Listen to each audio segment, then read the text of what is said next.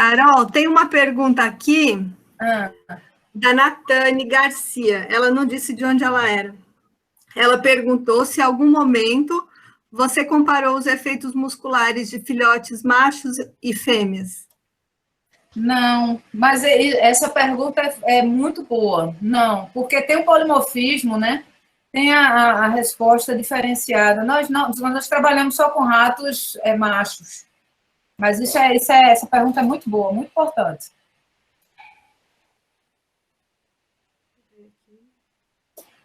Paulo, você quer fazer pergunta? Rodrigo? Eu quero, mas tem que deixar a moçada mais nova e se identificar. Desculpa, tá me ouvindo? Você tem que deixar a moçada mais nova. Vamos dar um tempo. Tô deixando. Acontece, o chat está meio lerdo. Sobrar tempo, eu falo. Senão, não tem... Como o chat está devagar, a gente poderia... Alguém perguntou aqui, ó, a Celina. As ratas mais ativas viciam nos exercícios? Então, aí ela disse que é uma grande fã sua, Celine Lira. Obrigada, Celine. Então, foi uma coisa que a gente levantou, Celina, na discussão, o vício, né? Inclusive, uma perspectiva é avaliar os níveis de dopamina em algumas áreas relacionadas ao vício, que elas podem, de fato, ser viciadas, né? 15 quilômetros é muita coisa, e diário. Pode ser, sim, pode ser o vício pelo exercício. A Vanessa Oliveira, ela é pós-doutoranda na Medical College of Wisconsin. E ela pergunta se a atividade física voluntária influenciou na duração da gestação e no número de filhotes. Desculpa, que eu estava lendo aqui que o entrava acabou de cair, me desconcentrei. Desde de novo, que eu fiquei um pouco feliz, Caiu? não vou negar. Caiu, está aqui escrito no chat. Mas é que eu estou lendo as perguntas, diz, Graziela, de novo, desculpa. A Vanessa quer saber se a atividade física voluntária influenciou na duração da gestação e no número de filhotes. Poxa, só pergunta boa. Vanessa, né? Vanessa, vê, quando a gente começou, eu acredito que... É porque a gente vem trabalhando, eu acho que a gente já deve estar em 400 a 500 ratas já estudadas, né? Porque a gente, como está trabalhando com fenótipo, eu acho que na segunda não, mas na quinta leva de ratas, elas começaram a apresentar diferença no número de filhotes. E eu confesso que eu ignorei.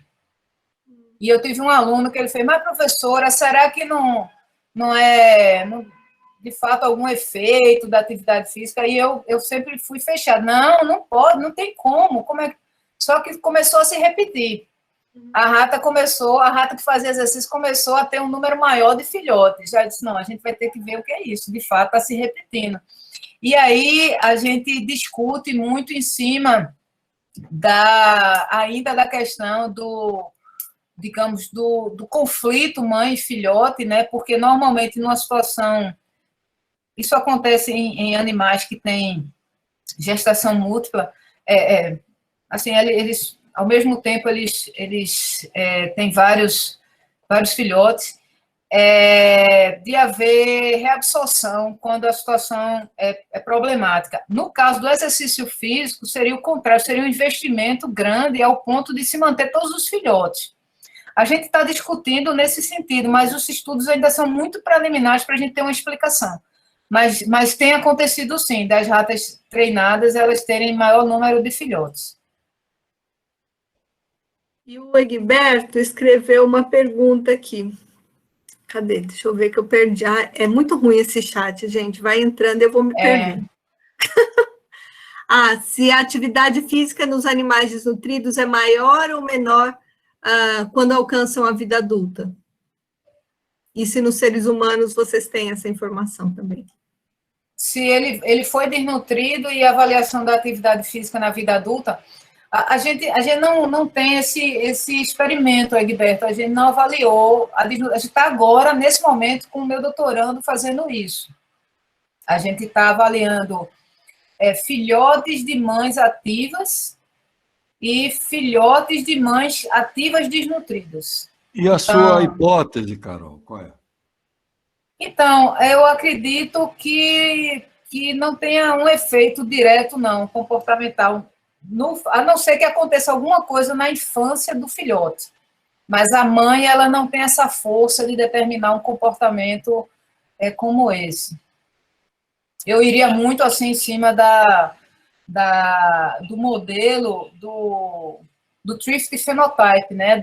Do investimento que é feito, que é justamente quando vai para a vida adulta, é como se ela pagasse essa dívida. Mas no caso da atividade física, a dívida, digamos, já foi paga quando ela praticou atividade física. E o professor Raul Castro pergunta como você vê a ideia do parasitismo fetal dentro do binômio materno-fetal e a relação plasticidade versus elasticidade. Então, o parasitismo fetal é outra forma de ver assim, como o filhote ele canaliza todo o recurso da mãe para ele, né? Inclusive, uma mãe desnutrida, a própria placenta, ela consegue pegar os metabólitos da desnutrição, que é o excesso de produção de ácido lático por causa do metabolismo parcial da glicose, e aí transformar via neoglicogênese esse ácido lático para, pelo menos, proteger lá o filhote, né, da diminuição da glicose, assim como os ácidos graxos que circulantes na mãe, mesmo desnutrida, a placenta ela consegue transformar isso em corpos cetônicos e manter pelo menos o cérebro bem alimentado. Esse tipo de parasitismo, ele de fato ele existe, né, mas precisaria ter um grau muito alto de desnutrição, e com relação à plasticidade e elasticidade, seguiria o mesmo efeito dos demais modelos que a gente trabalhou de estímulo ambiental. Alguns tecidos, eles vão ter uma resposta plástica. O que se tem na literatura é o pâncreas, o fígado, a estrutura do fígado, né? Porque a função é elástica.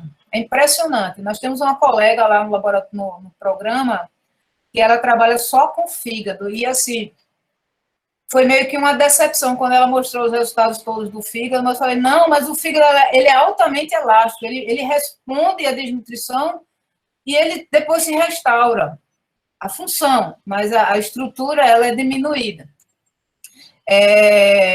E, digamos, a elasticidade a gente pode ver naqueles tecidos mais envolvidos com metabolismo, né? Tecido adiposo e tecido muscular, que é o que a gente tem visto, né? Seguiria, eu acredito, Raul, a ideia da desnutrição ou do excesso de nutrientes na gestação.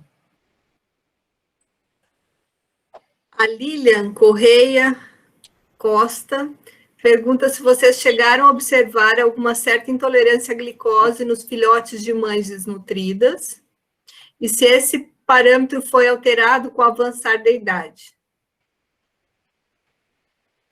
E se a tolerância à glicose teve um comportamento similar ao tecido muscular nos animais? Então, Lilian, a intolerância à glicose, ela é mais tardia, né? Assim, eu não sei se você trabalha com modelo animal, mas nos ratos, quando eles saem da adolescência, vamos imaginar 60 dias, eles são muito responsivos à glicose. Eles são tão responsivos que eles terminam sendo intolerantes, mas depois de um tempo, né? E isso é uma tentativa de que vem aquele modelo, né, de carga e capacidade metabólica. E por ele estar, digamos, ter sido ensinado para ele que a capacidade dele é menor, e se tem aquela abundância de glicose, ele vai responder muito bem no início, aí depois é que ele entra em colapso. Aí isso deve acontecer por volta dos 90 dias, mais ou menos. Mas se vocês pegarem um animal que foi desnutrido com 60 dias, ele é top em responder bem à glicose. Depois é que ele começa a ficar intolerante. E aos 150 ele é claramente intolerante. Justamente porque o efeito começa dentro da célula, né? Ele começa a responder menos em termos de substrato receptor de insulina. O começo de tudo é a diminuição da expressão de AKT, né, que é chave na translocação do GLUT4 para a membrana. Então, com mais ou menos 90 dias, isso começa a aparecer. Isso foi um artigo até de Susan Ozani. Ela publicou, é bem interessante, que antes mesmo do sangue apresentar nos testes que a gente faz de tolerância, já começa dentro da célula. Aos 90 dias, aí começa a aparecer um pouco na curva de tolerância, a glicose e a insulina, e aos 150 dias, pronto, já está totalmente montado a intolerância. O professor Luiz Justolin, ele parabeniza o seu trabalho e ele pergunta se os níveis hormonais sexuais se alteram na prole de mães desnutridas que realizaram exercício. Professor, eu não avaliei, não, mas eu posso lhe dizer, com relação ao que tem sido publicado, sim, mas aqueles envolvidos na gestação, diretamente, né? Há uma diminuição de alguns hormônios, principalmente fatores de crescimento relacionados ao feto. Mas eu, de fato, eu não avaliei, seria algo interessante se fazer esse perfil hormonal também.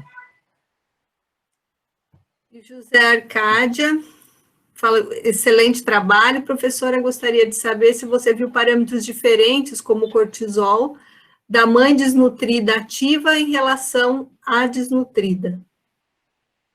Não, a gente viu, a gente dosou a corticosterona, né, no caso, naquele experimento com o sistema imunológico. A gente dosou, mas na perspectiva, assim, de ser algo que tivesse um mecanismo subjacente às alterações que a gente viu, por exemplo, em linfócitos. Mas não é algo que a gente vem fazendo com frequência, a dosar a corticosterona. O Jonas Rodrigues, o Jonas é da Federal do Maranhão, doutorando, e ele pergunta, para avaliação da plasticidade e elasticidade, qual método é melhor, esteira ou escada? Então, Jonas, o enquadramento de plástico e elástico é depois que você fez tudo. Quando você, por exemplo, fizer um treino e assim, nada mudou, assim, você fica todo frustrado, nossa, mostra o orientador, professor, não deu nada, professor. Aí é porque foi elástico, né? Ou aquele tecido que você avaliou, aquele parâmetro, ele recuperou, de alguma forma. Aí, quando você mantém, assim, né, você confirma a sua hipótese e tal, e realmente alterou, aí você pode considerar os efeitos plásticos, né, que deformou. A ideia que você tem um material e você aquece ele e ele deforma. Se ele é plástico, ele deformou, não tem jeito, você pode ajeitar ele de alguma forma e está deformado.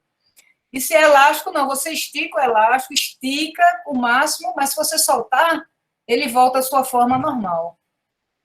Alguns tecidos são assim. Por isso que muitas vezes a gente não vê o efeito preditivo, né, que é justamente aquela crítica feita à resposta preditiva adaptativa, porque muitas vezes ela não existe. O organismo, ele conseguiu recuperar totalmente. E às vezes, gente, às vezes é tão difícil assim de dizer o que o Jonas perguntou, porque às vezes, por exemplo, o músculo eu sempre considerei ele elástico, com alta flexibilidade metabólica, mas na verdade ele tem uma proteína que é plástica, que foi a PDK4 que eu tinha mostrado para vocês. Aí essa é passível de efeito epigenético, sabe? E ela pode estragar tudo no músculo. Né? Se por acaso assim nada mudar em relação aos estímulos para ele. A Cristiane Matella, do Sul, ela referente ao último paper que a professora Carol mostrou sobre exercício na gestação e epigenética. Gostaria de saber se os resultados que a Carol encontrou na placenta e no cérebro dos filhotes estão associados. Então, Cristiane, a gente fez cérebro da mãe, placenta e cérebro do filhote. Cérebro da mãe, a gente teve algumas alterações da expressão gênica de neurotransmissores. Se repetiu na placenta, mas não chegou no filhote. O cérebro do filhote, ele ficou intacto. Alguns limites metodológicos impedem que a gente tenha conclusões mais robustas. Por exemplo, na mãe a gente usou diferentes áreas, né? Se vocês quiserem, depois posso disponibilizar o paper. A gente trabalhou com hipotálamo, hipocampo, com córtex motor, com cerebelo. No filhote, como é muito pequenininho, a gente pegou o pool o pool todo, a gente não separou por área. Então, pode ser que, quando se vai fazer média, as diferenças desapareceram. Então, esse limite metodológico impede a gente de ter... Até a nossa conclusão foi bem delicada, bem cuidadosa, porque, de fato, houve essa limitação. Mas, a princípio, não passou nada para o filhote e ficou ali na placenta mesmo. Que aí, se a gente for trazer os modelos teóricos, a gente vai muito, novamente, para o conflito mãe e filho, né? Assim, não passou porque não era importante para o filhote. E a última pergunta do chat, daí nós vamos abrir para o grupo que quiser entrar e perguntar, é da Tamires Cristina. A Tamires foi aluna do professor Marcos Paes durante o mestrado na Federal do Maranhão, e ela diz, professora, aplicar o protocolo de treinamento resistido em escada apenas durante o período gestacional, em ratas obesas, seria um estímulo suficiente para impactar o metabolismo da prole? Então, Tamires, eu não sei, a gente não trabalhou com ratas obesas, é muito difícil. Tem um modelo de obesidade, eu não sei se vocês conseguem, mas com dieta é muito difícil deixar um rato obeso. Eu nunca consegui, aí desisti.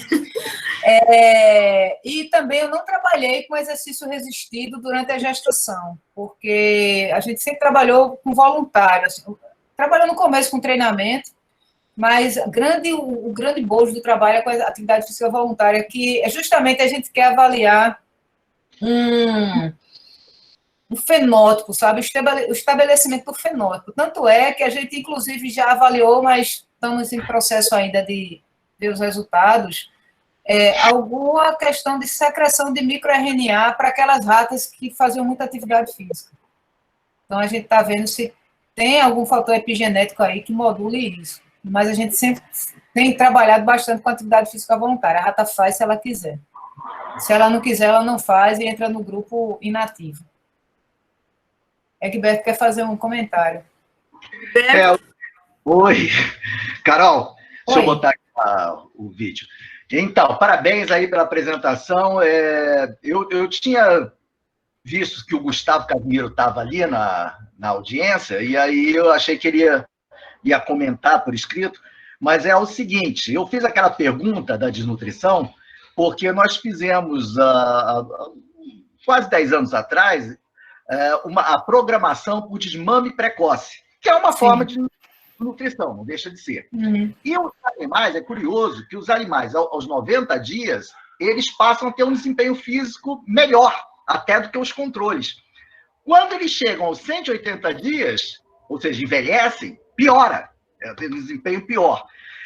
E aí eles estudaram lá, o Gustavo, depois o Gabriel Boaventura, e mostraram como é esse mecanismo. Parece que o mecanismo é glicogênio hepático. Nas pessoas normais, que não fizeram desmame precoce, os animais normais, controle, esse glicogênio aumenta no fígado com o exercício. Nos animais em desmame precoce, o glicogênio não aumenta. E aí eles têm um desempenho físico pior. Então, aí eu volto novamente à pergunta, porque é o seguinte, há um mito de que os africanos correm da burro quando são desnutridos, porque a maioria deles são desnutridos, né? Não quer dizer que... Tu visse, né, aquele dado lá absurdo. Então não sei, dieta. Existe algum estudo sério feito com gente que mostre realmente desempenho físico de atletas de alto desempenho, né? Com o estado nutricional no início da vida? Você conhece alguma coisa? Porque se não existe, era importante ser feito. De fato, assim, eu não conheço, né? Eu posso até depois dar uma olhada nisso, mas isso que você falou é interessante, porque dá uma ideia metabólica, né? Porque muita gente não entende como é que eles têm um desempenho tão bom. Há uma corrente que fala que a desnutrição ela causa um crescimento desproporcional de algumas partes do corpo, né? O tronco ele fica menor e os membros eles continuam crescendo. E aí a envergadura, que é a proporção do tronco com os membros superiores e inferiores dos quenianos, é muito maior do que a nossa e dos demais, né? Então, isso ajuda bastante ao tamanho da passada. E a questão, isso eu sei porque isso já está bem estabelecido, mas a questão metabólica, inclusive que você falou em termos de metabolismo hepático, é muito interessante para explicar a reserva de glicogênio, porque eles são muito bons em provas de fundo e de maratonas, justamente aquelas que você precisa de uma reserva de glicogênio maior, né? Obrigado. Muito bom. Boa pergunta. Carol? Oi, meu querido. Ô, Graziela, desculpa. Posso falar? Pode. Claro, Paulo, claro. Ô, Paulo, você está onde que está claro, hein? Que aqui está tudo escuro já. Por quê, cara? Porque está uma luz danada aí na sua janela. Você está no Brasil ou está no... Para você ver a minha efígie. Aqui já está tudo escuro em Recife. É mistério, não, mas tudo bem. Carol, bom, já te dei parabéns. Eu acabei de ler alguns artigos seus para me inteirar, né? Há muito tempo que eu não vejo, eu fiquei impactada 2 anos atrás, quando eu te vi em Limeira, né? Eu não conhecia você. E a sua cidade eu conhecia de literatura, né? Santo Antão, não sabia que ela ia se tornar praticamente o epicentro do DORD no Brasil. Não estou querendo rasgar seda, não. Mas é que você é uma das poucas pesquisadoras que consegue trabalhar com modelos animais e humanos. E modelos humanos de uma riqueza sem fim aí no interior de Pernambuco. Muito bem. Agora, eu tive vendo, você gasta muita caseína, né? Para fazer suas dietas. Porque você, diferente, acho que de todos os colegas que estão assistindo, você usa uma caseína de 17% ou 18% na ração controle. Controle. E aí, qual é o seu gasto anual de caseína? Você tem noção? Paulo, inclusive a gente está revendo essa coisa da dieta à base de caseína, viu? Eu acho que faz mais ou menos...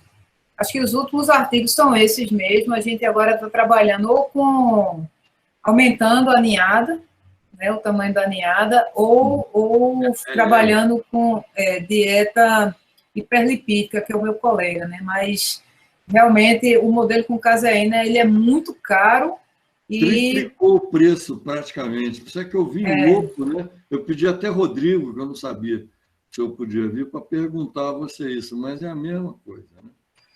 A gente teve sorte porque no auge mesmo dos experimentos com caseína, foi apreendido aqui no Porto do Recife. Se Raul tiver ainda, ele na sala, ele me corrige, mas acho que foi 3 ou 4 toneladas de caseína e foi doado à universidade. Maravilha, tá legal. A gente foi lá no Porto de Suape, pegou essa caseína e trouxe e armazenou lá no departamento, aí foi festa, né? A gente doava para tudo quanto era laboratório, mas aí... Viu, eu tenho muita pergunta para você, muita, mas inclusive um debate muito grande do que é elástico, que é plástico, né? Que é um conceito bacana que você traz, discute, né? Deixa um pouco para trás a programação metabólica, etc. E o próprio conceito DORD, né? Você vem falando bastante sobre isso. Agora,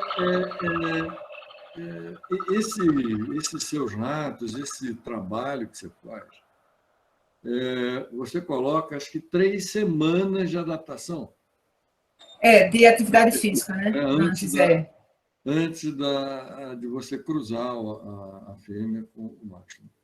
E aí, a minha pergunta, nós temos alguns artigos no laboratório, e você tem alguma coisa, por que você justifica que tem que se adaptar ou não fazer direto?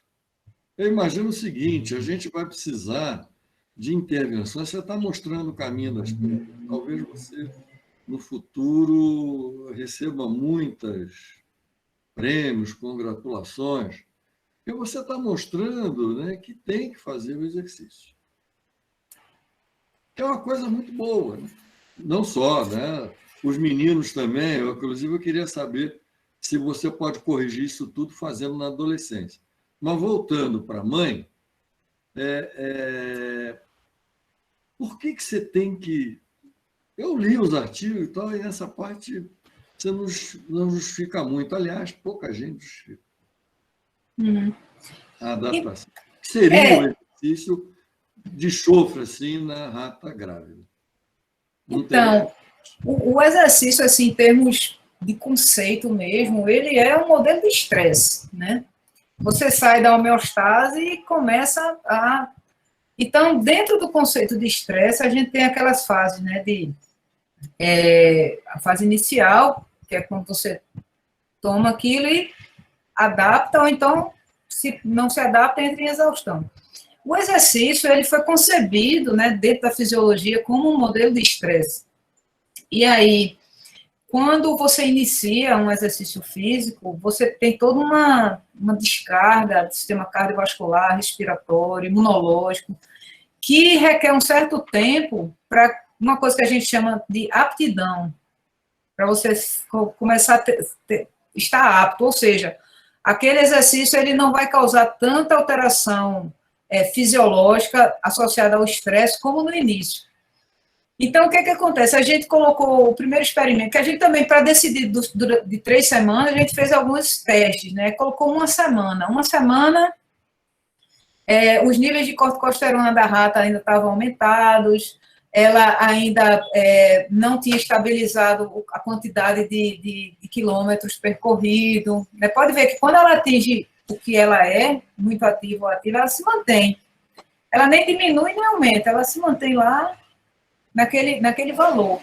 E aí, fizemos com 2 semanas, aí com 2 semanas, ela manteve fisiologicamente os níveis tudo normal, mas o comportamento dela ainda não estava num platô. Aí, com 3 semanas, a gente encontrou estabilidade fisiológica, né, adaptativa, se adaptou, e comportamental. Ela manteve aquele platô, acho que tem uma figura aqui, não sei se a gente já perdi a apresentação, mas tem uma figura que ela estabiliza, assim, eu acho que é exatamente 14 dias, 14 dias ela estabiliza, assim, ela fica... Né, e você mediu o metabolismo dessas ratas antes da... A gente... Ou seja, quando ela atinge essa adaptabilidade, essa adaptação, desculpa, você viu se os valores... Tem diferença? A gente tem biomarcadores, né? Uns que é direcionado ao treinamento, que é a questão de enzimas, né? Citrato-sintase, lactato-hidrogenase, alguns indicadores metabólicos, de perfil lipidêmico. A gente tem esses indicadores, né? Biomarcadores. E comportamental, né? Basicamente. Nós vimos também agora, nós vamos publicar rapidamente, um trabalho em que foi restringido a dieta de proteína da mãe. Então, eram animais magrinhos, como falaram aí, e colocados para correr em esteira, né, uma corrida não igual à tua, voluntária, mas a gente media o VO máximo que a gente queria, em torno de 65%, elas se mostraram extremamente eficazes na performance física. É assustador. Então, se você está falando, o Egberto e tal, é impressionante a performance física delas. Isso chamou a atenção. A gente ainda não sabe o porquê, talvez você ajudou aí com seus trabalhos, mas é impressionante. Eu fiquei abismado. Eu não acreditava. Então, acho que é isso que você fala, né? É um negócio meio elástico, né? Caramba, ela devia estar com... Né?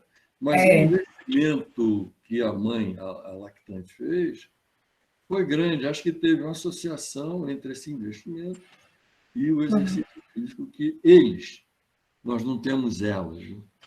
Pois é. Tem eles. Uhum. Tem um grupo na Austrália, Paulo, que trabalha com a atividade física do pai. O rato, o macho, é que faz atividade física. Antes do cruzamento. É bem interessante. Foi até de um ex-aluno meu de doutorado, acho que Egberto se encontrou num dourado que teve lá na África do Sul. Acho que ele foi falar com o Egberto. Então, ele trabalhou com isso. Agora na Austrália, em outubro passado. Foi Felipe o nome dele. Felipe trabalhou com o pai fazendo exercício. É Felipe Falcão. Parece que ele vai ficar lá, né? Vai ficar lá de vez. Bom, obrigado, Carol. Acho que eu me estendi. Obrigada, Paulo. Beijos em você. Beijo. A gente vai se encontrar, a gente vai marcar um. Deixa passar tudo isso. Opa. Graziela? Grazi? Estou tentando ligar meu microfone, sumiu tudo, de repente. Mais alguém, gente? Cristiane? Rose? Cristiane? A Cris acabou fazendo perguntas. Carol, então nós queremos agradecer. Ai, desculpa. Cris, se tu tá aí, pode falar. Só fazer uma pequena complementação, então, que a Carol falou da dificuldade que tem de técnica mesmo, né, de separar as estruturas dos filhotes. E eu concordo com ela que isso pode realmente ser um dos fatores pelos quais ela não encontrou alteração no cérebro dos filhotes compatível com o cérebro das mães. A gente tem exercício na gestação, mas o nosso é aeróbico também, mas não é o de rodinha de correr, né? Ele é de natação, e a gente encontra efeitos similares no cérebro das mães e no cérebro dos filhotes. E o interessante é que no cérebro dos filhotes, em geral, o efeito ele é mais intenso. Então, quando a gente encontra uma alteração numa determinada enzima, por exemplo, na mãe, no filhote a gente vai encontrar aquela enzima mais alterada, para o mesmo lado, ou inibida ou ativada, dependendo do que a gente encontrou na mãe, mas um efeito percentual mais intenso.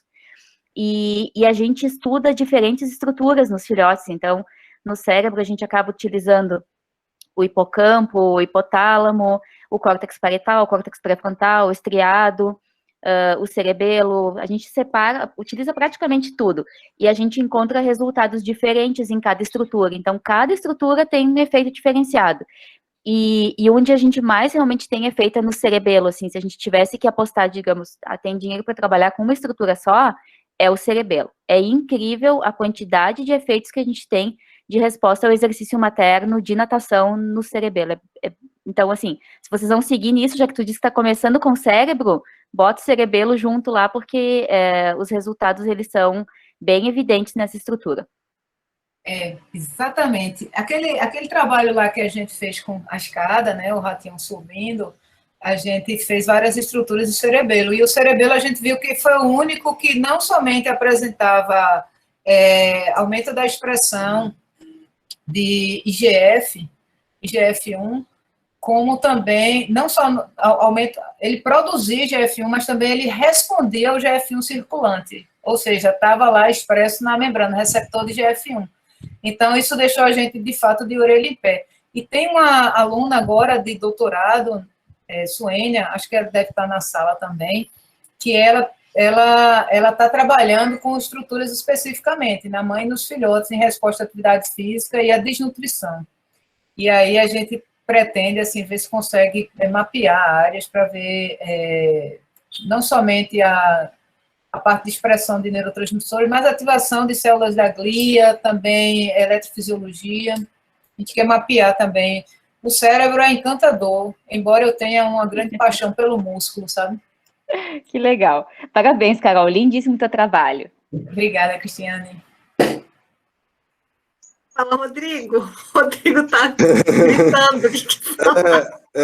Eu teria muitas perguntas, né? Algumas aqui eu até já esqueci. Carol, em primeiro lugar, meus parabéns pela apresentação.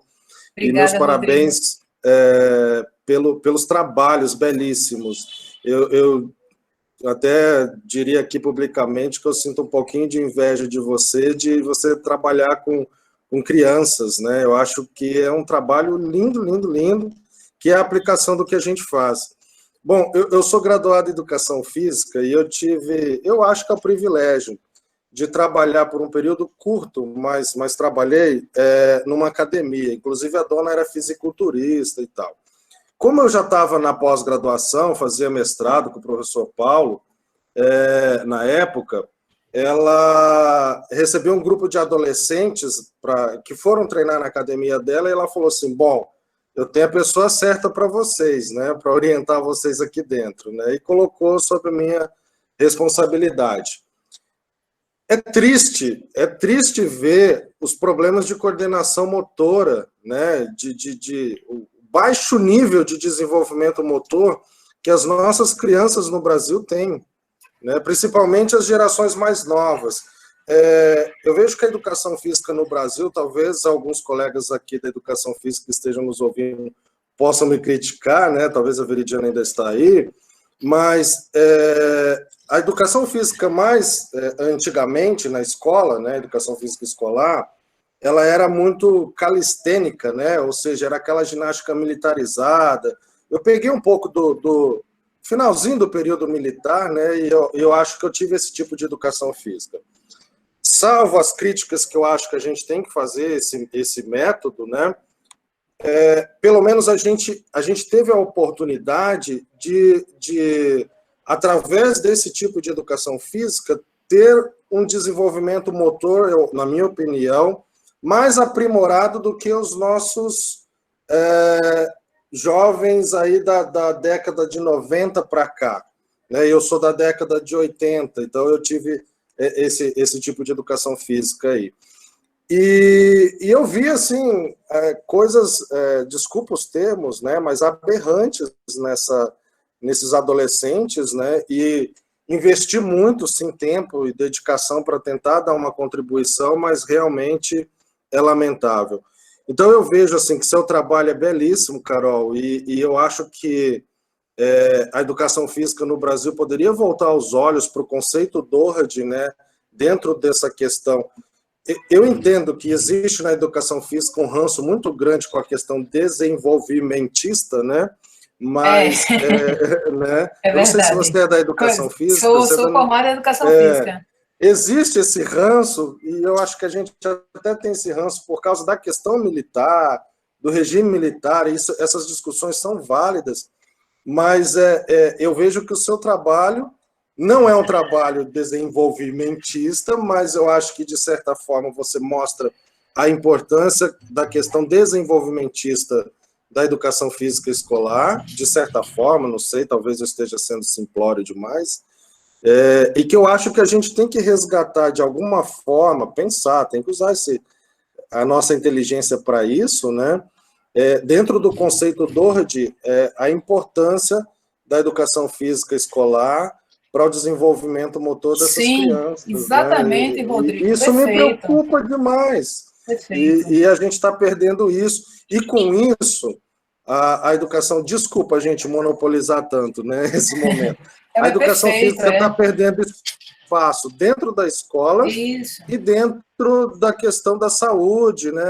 A educação física está morrendo no Brasil por conta das nossas lutas importantíssimas, as lutas ideológicas, mas que a gente acabou perdendo o olhar para essa questão da educação física dentro da escola e nos parâmetros também da importância dela para um desenvolvimento saudável do indivíduo, né?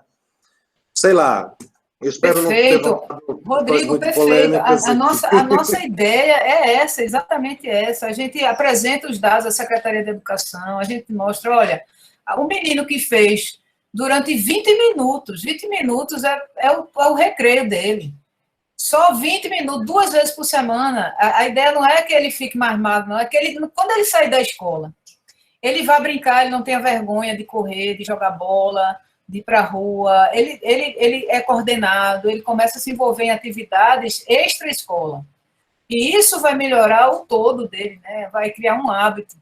E a ideia é essa mesmo, é levar aulas de educação física para a pré-escola, para as crianças, fazer parte, de fato, da vida, né? Da vida dela na escola. A proposta é essa mesmo. Sim, e ainda a Kézia pontuou, não é só na escola, é fora também. Eu acho que a gente tem que pensar, até eu fiz um comentário no chat ali, em ambientes enriquecidos para as nossas crianças, né? Seja em casa, na escola, em qualquer lugar, porque isso faz toda a diferença para o resto da vida do indivíduo, né?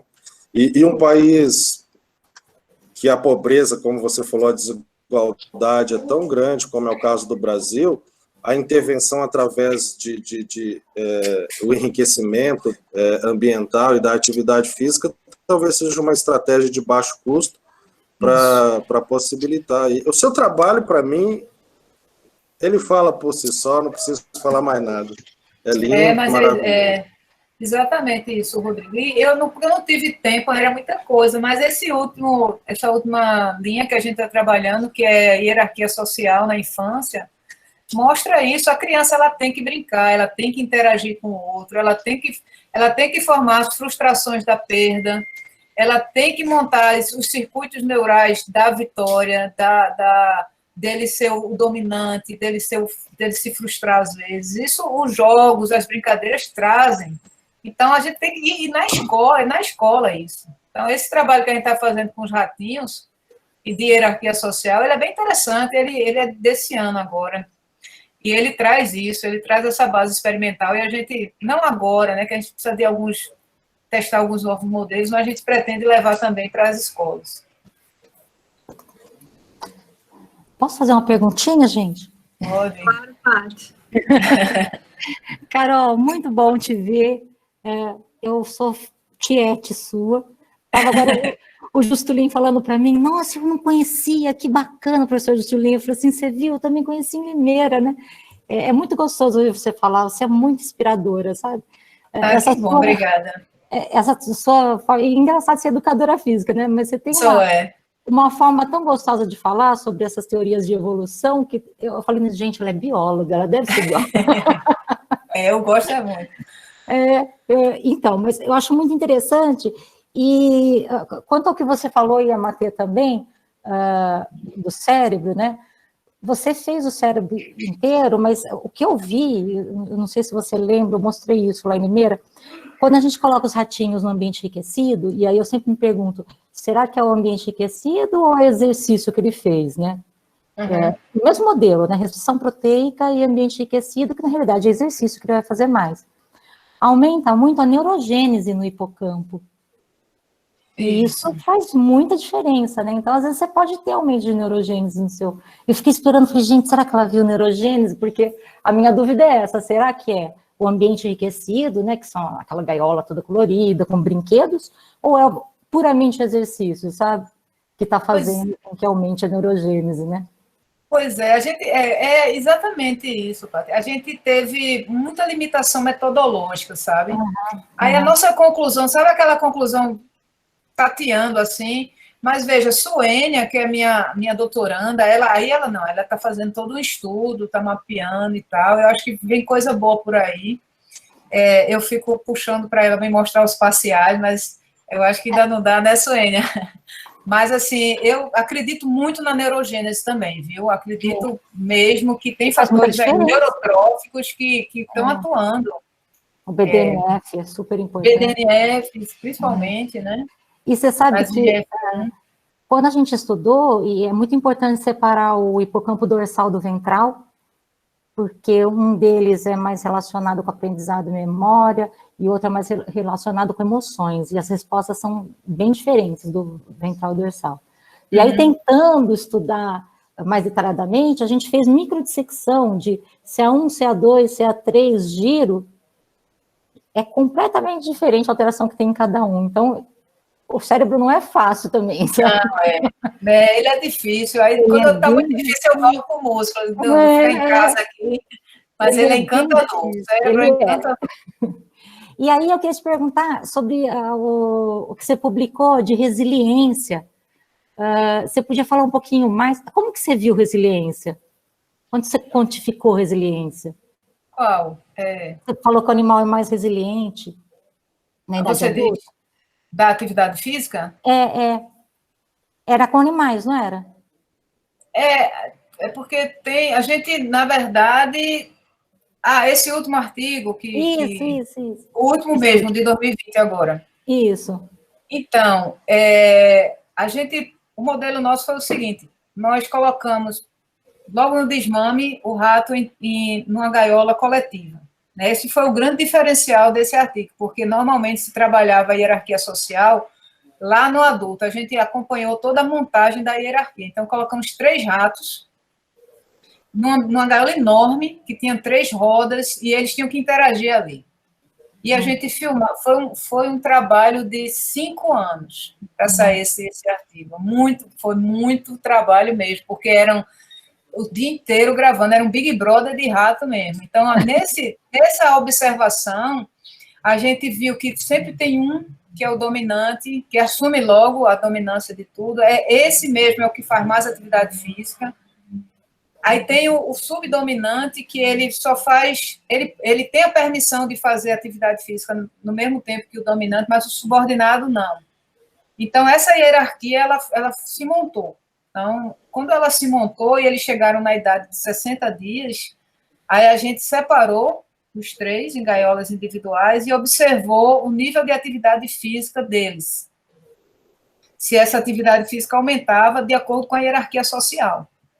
Ou seja, se o dominante ele fazia mais, né, para justamente correlacionar com algumas estruturas do cérebro.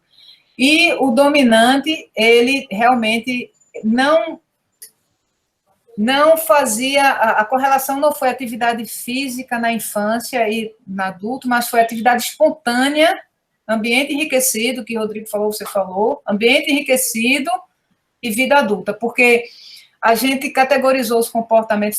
Se você quiser, eu mando por e-mail o artigo. Não, para você ver todo claro que eu vou ler esse artigo. Estou louca para ler esse artigo. Então, aí o que acontece? A gente definiu o que é atividade espontânea, o que é brincar de brigar, o que é brincar, o que é fazer atividade física na roda lá, o que é, assim, ficar quietinho. A gente tem tudo isso categorizado. E o que mais se correlacionou com o comportamento ativo foi a atividade espontânea, que foi isso que o Rodrigo falou.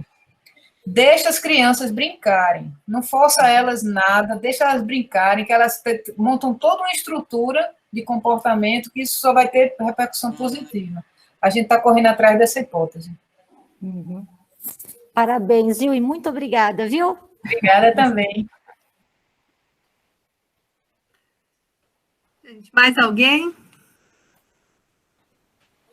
Carol, você leu aqui o chat, né? Nós temos muitos elogios para a sua palestra. Obrigada por essa aula incrível, por esse tempo que você passou com a gente. Foi realmente uma honra te receber aqui, viu?